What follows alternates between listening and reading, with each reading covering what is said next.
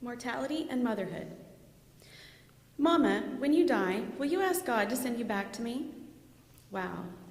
That's not the typical lighthearted bedtime conversations that I have with Ava. She's usually fretting over which stuffed animal belongs where and what book she'll read to me that night.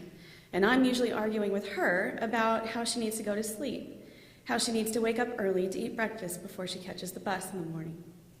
Discussions of mortality are not the standard for us. I kissed her on the forehead, evading the question altogether. When you die, what kind of grave do you want? She went on. Would you like the kind that covers you from the rain? I could put a Winnie the Pooh on it with a jar of honey. That would be nice. I was completely caught off guard. I'm just not prepared for her to ask me these kinds of questions. She hugged my neck and didn't want to let go. This is her usual routine, but on most nights she clings to me because she doesn't want to go to sleep. She's afraid to miss out on life and the wonders of her bedroom that pique her interest in the quiet of the night. I could tell she was holding on for a different reason this time. And honestly, I was holding on too. I fought hard against the giant lump in my throat and responded. I would love the kind that covers me from the rain, I told her. And Winnie would be a really nice touch, thank you. The fact is, I do look at Ava and I think about her growing up and what things will be like years from now when I'm gone. When she turns 38, like I am now, I'll be almost 70. Who knows if I'll be around to see her get married or have children of her own. I see her as a grandmother, sweet and kind, long after I'm gone, and it makes me sad. Mortality makes me sad. Probably what makes this the hardest on me is that I don't believe in God or Jesus or any other religious deity. That's right, I just came out publicly as an atheist. Ironically, I was raised a Christian and I have ministers in my family. Part of my family is even Jewish, but religion was not passed down to me. Other than Christmas and Easter, we didn't discuss or partake in religious practices as a family.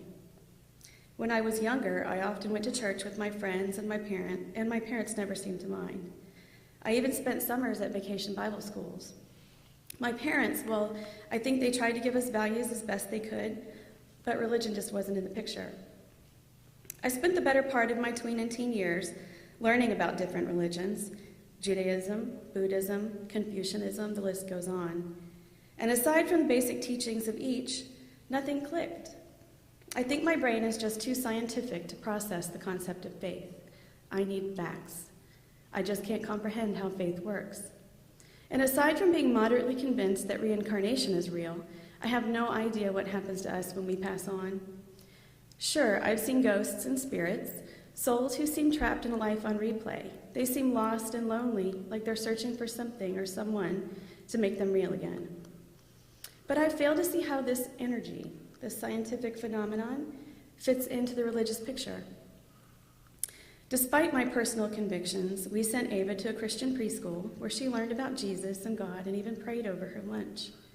It's important to me that she be exposed to both sides of the equation, not just because we live in the Bible Belt, but because I feel faith is a personal choice. As a mother, when faced with complicated questions like, where do we go when we die? I can see where religion plays a comforting role. It makes sense, but it's just not for me.